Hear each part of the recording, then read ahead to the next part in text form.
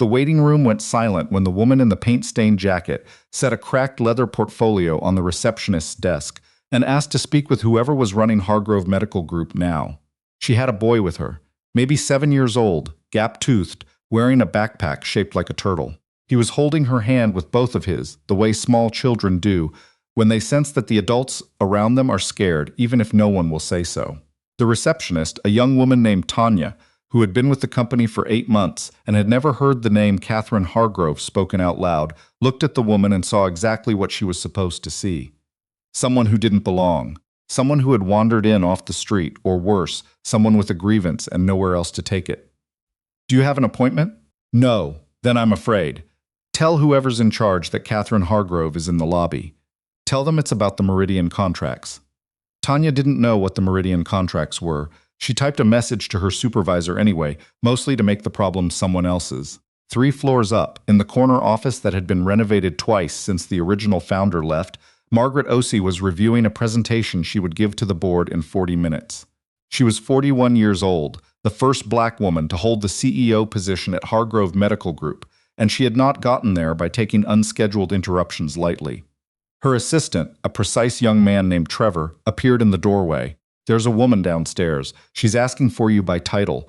Says her name is Catherine Hargrove. Margaret set her pen down. That's not possible. It's what she said, Ms. Osei. Catherine Hargrove hasn't been associated with this company for 6 years. She has a child with her. Margaret turned toward the floor-to-ceiling window that looked out over downtown Columbus, Ohio. 6 years.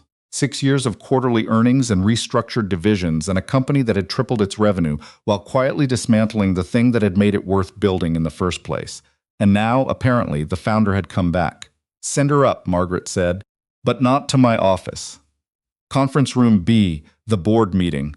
I'm aware of the board meeting, Trevor. She didn't look away from the window. Didn't see the way the boy downstairs tugged on his mother's sleeve and asked why the building was so shiny. Didn't hear Catherine tell him it used to look different, warmer, before they took out the wood paneling. Conference room B was the kind of room designed to make visitors feel small. Beige walls, fluorescent lighting, a rectangular table that seated 12 with only 2 chairs pulled out. Margaret arrived first and was standing when Catherine walked in. The resemblance to the photos Margaret had seen was faint but real. Same jaw, same directness in the eyes. But the Catherine Hargrove in the company's history display wore tailored blazers and stood at podiums. This Catherine wore jeans with dried paint on the knee and looked like she hadn't slept properly in a while. The boy walked in behind her and immediately climbed into one of the chairs, pulled a small notebook from his turtle backpack and started drawing. Mrs. Hargrove, Margaret said. This is unexpected. I imagine it is. Catherine sat down across from her, didn't fidget, didn't look away. I won't waste your time. I know you have a board presentation. How do you know that? Because I wrote the original board schedule protocol. The 3rd Thursday of every month, 10 o'clock. Catherine folded her hands on the table. I need 30 minutes. After that, you can decide what to do with what I tell you. Margaret sat. You have 15. The Meridian Group is not a legitimate consulting partner. The room went very still. Meridian has been under contract with Hargrove for 2 years, Margaret said carefully. They handle our rural outreach coordination. They handle the routing of payments from your rural outreach budget to 3 shell companies registered in Delaware, one of which is controlled by your CFO's brother. Catherine reached into the leather portfolio and pulled out a thin folder. The rural clinics in Appalachian, Ohio that Hargrove was contractually obligated to support, 4 of them have had their funding quietly reduced to 0 over the past 18 months. The contracts show active service. The clinics show empty supply closets. Margaret looked at the folder but didn't touch it. Where did you get this? I've been doing medical supply work for the past 6 years. Independent contractor, small outfits, rural areas, the kind of places big systems don't prioritize. Catherine's voice was even. About a year ago, I started visiting clinics that Hargrove was supposed to be supporting. I saw what wasn't there. I started asking questions, and you came to me. I came here because this company was built to do something specific, and whoever is doing this is using its name to do the opposite. Catherine met her eyes. I also came because you're not the one doing it. I looked at the board minutes from the past 2 years. You've pushed back on the rural program restructuring 3 times. You were outvoted each time. Margaret said nothing. Your CFO is Gerald Ashworth, Catherine continued. He's been at Hargrove 9 years. Before that, he was at Summit Health Partners, which dissolved after an SEC investigation into contract fraud. The investigation was settled quietly. No charges. He moved on. She slid the folder across the table. It's all in there. The door to the conference room opened without a knock.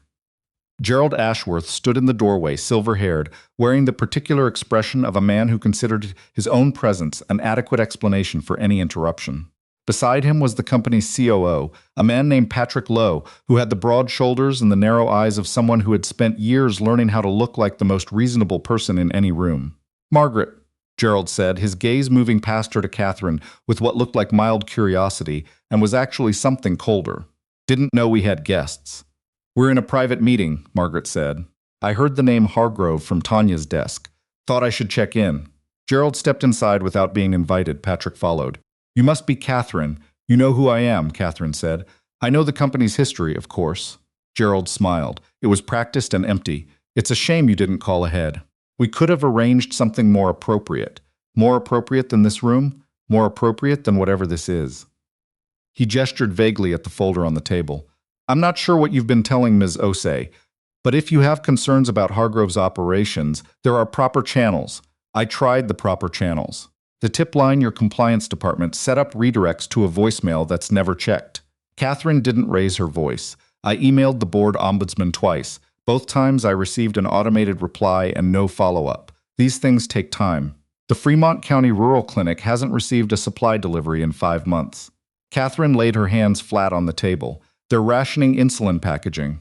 They're asking patients to bring their own bandages, and Hargrove's books show those contracts as active and funded." Patrick spoke for the first time. "You're making serious accusations without understanding the full operational picture. Then explain the Meridian payments." A silence. "What payments?" Patrick said. "The ones Gerald approved. 19 payments over 22 months, totaling just over $2 million, routed through Meridian Group LLC to a subsidiary called Creston Advisory, which shares a registered address with a property owned by his brother-in-law." Catherine didn't look at Gerald when she said it. She was watching Margaret. "I have the wire transfer records."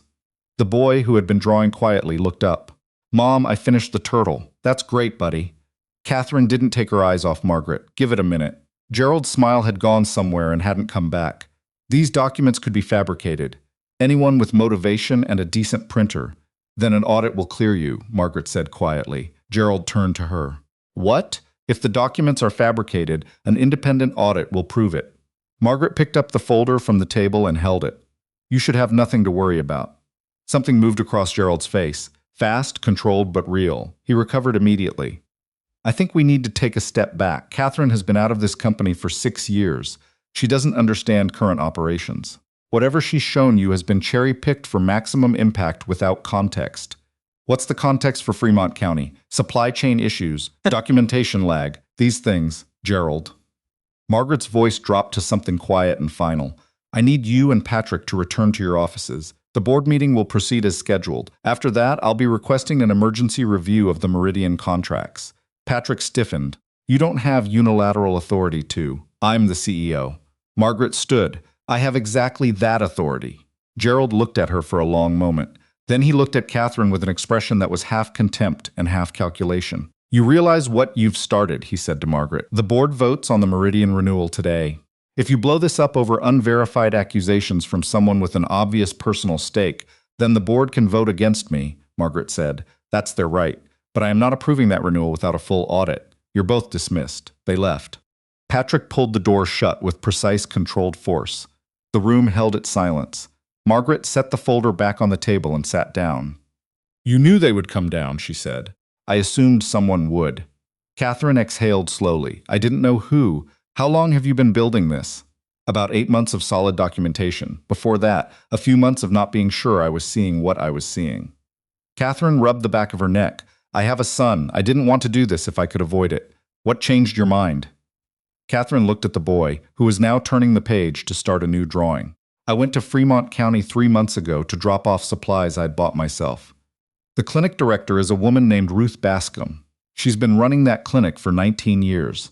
She thanked me for the supplies, and then she apologized. She said she was sorry for whatever she must have done wrong because she couldn't understand why Hargrove had stopped coming." Catherine's voice was steady. She thought it was her fault. Margaret closed her eyes for a moment. "Ruth Bascom has done nothing wrong," Catherine said. "Neither have the other 3 clinics.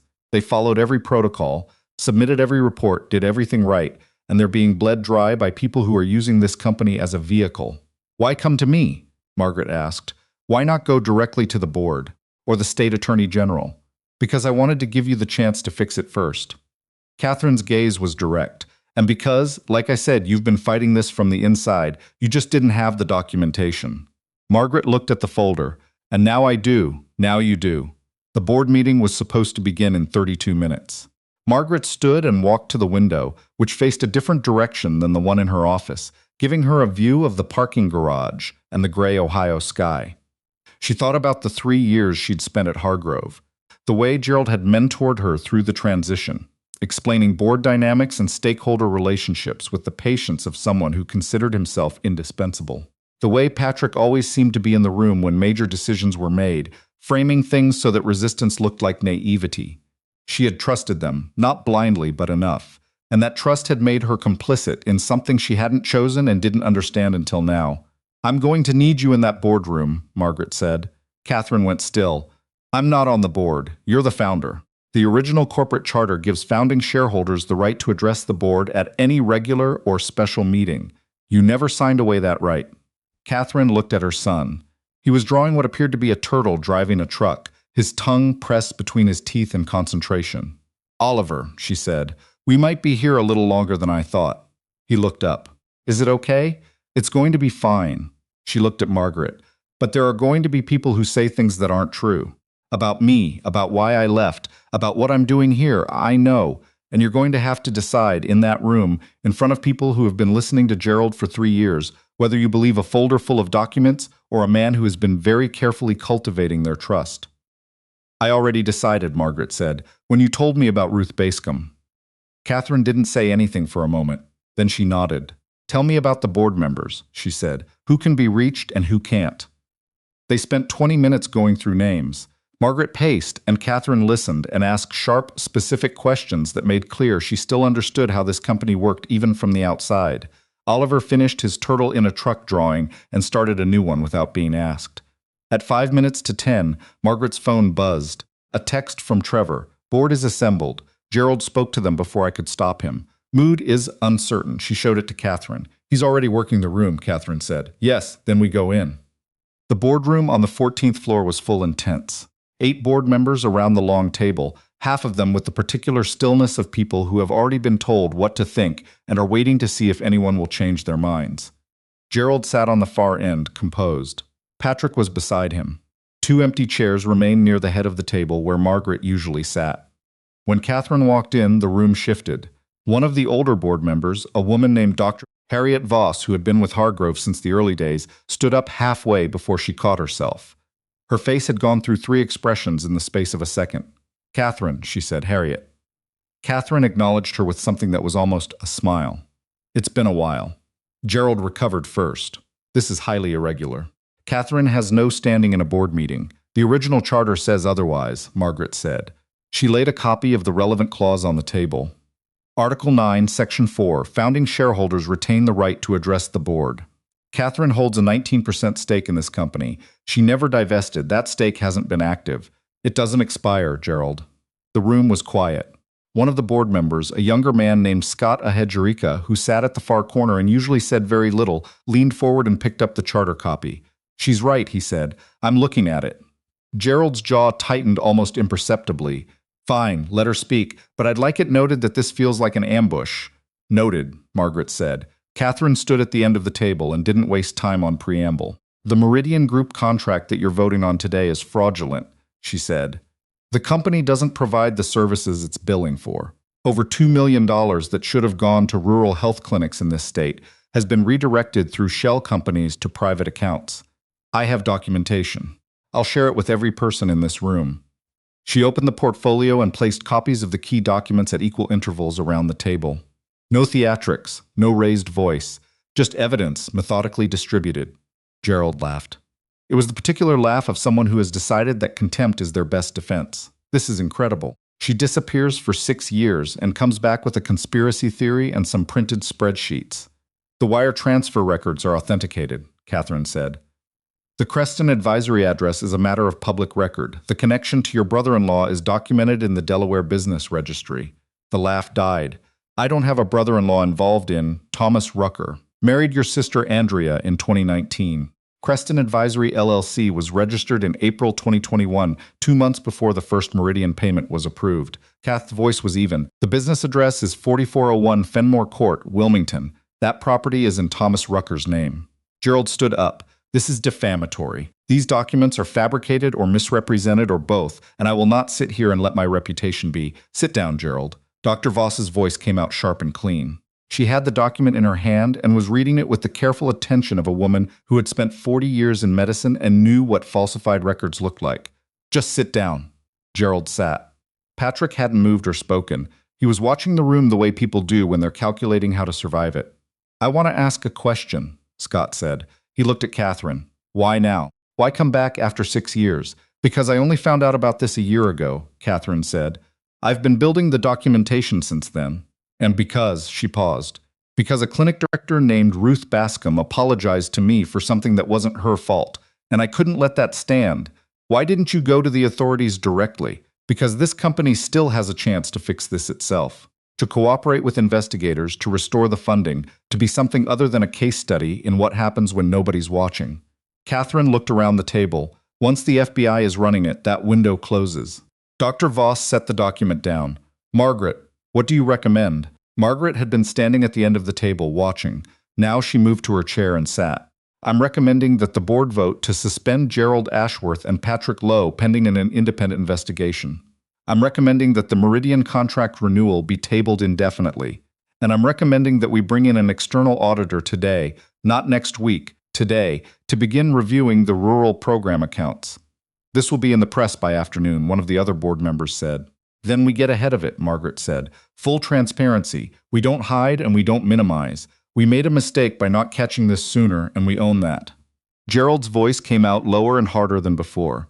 You are making a catastrophic error. That audit is going to disrupt operations across every division. Investors are going to panic.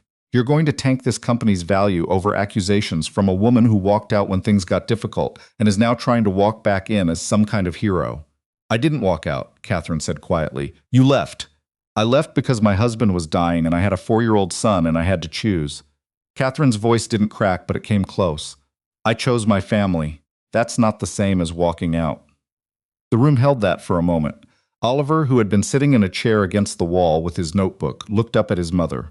He didn't say anything. He just watched her with the steady, serious expression that small children get when they understand that something important is happening, even if they don't understand what. Catherine looked at him. Something in her face shifted and then steadied. I didn't come back to be a hero, she said. I came back because 4 clinics are failing and people are getting hurt and nobody in this building seemed to notice or care. The vote was called. Gerald and Patrick were suspended by a margin of 6-2. The Meridian renewal was tabled unanimously. The external auditor was contacted before the meeting adjourned. When it was over, Gerald walked out without speaking. Patrick followed. The 2 board members who had voted against the suspension stared at the table and said nothing. Dr. Voss came around the table and took Catherine's hands in both of hers. I should have called you, she said, when things started changing. I should have reached out. You didn't know, Catherine said. I suspected something was off. I told myself it was just evolution, just growth. Harriet's voice was heavy.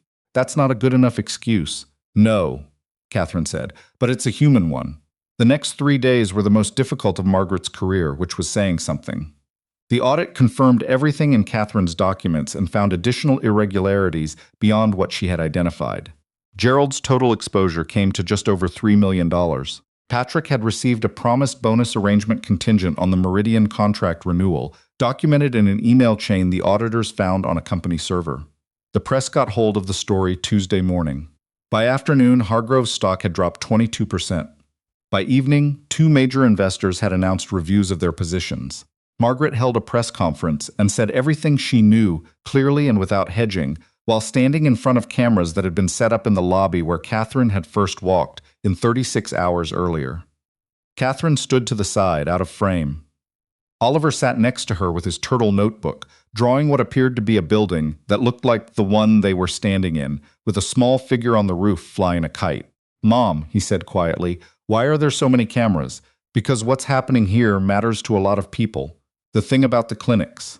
Yes, he thought about that. Are the clinics going to be okay? I think so. We're working on it. Good. He went back to his drawing. One reporter called out Catherine's name and she stepped forward into the frame. Ms. Hargrove, why did you come forward now after 6 years away from the company? Because someone asked me for help, she said. And I could either help or look away. Looking away was the easier option. But I have a son who's going to grow up and work somewhere and trust the people he works with, and I want him to live in a world where that trust is possible. She paused. It's not a complicated reason. The reporter asked another question, but Margaret was already moving to the microphone, and the moment shifted. That night, alone in her office after everyone had gone home, Margaret sat with the city lights spread below her and thought about the 3 years she had spent being good at this job and the $2 million that had gone somewhere she hadn't looked. She had believed she was doing the right things. She had pushed back on the rural program cuts. She had asked questions. She had been told the answers and accepted them because they were given to her by people she was supposed to trust, and it was easier to believe competent liars than to do the work of finding out the truth. That was not innocence. It was not complicity either, not fully, but it was something she would have to carry. Her phone lit up with a message from Catherine. Fremont County gets their first delivery Friday. Ruth Bass called me this afternoon, she cried. I did too, a little. Margaret read it twice. Then she typed back, thank you for coming in, even after the waiting room, even after everything.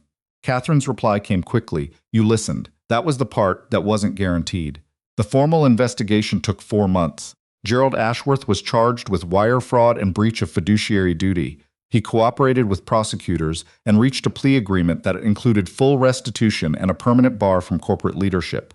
Patrick Lowe negotiated separately, turned over additional communications the investigators hadn't yet found, and received a reduced charge in exchange. It was not perfect justice.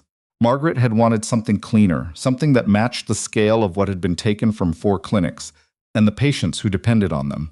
But corporate fraud cases were rarely clean. What mattered was what came next. The Meridian contracts were terminated.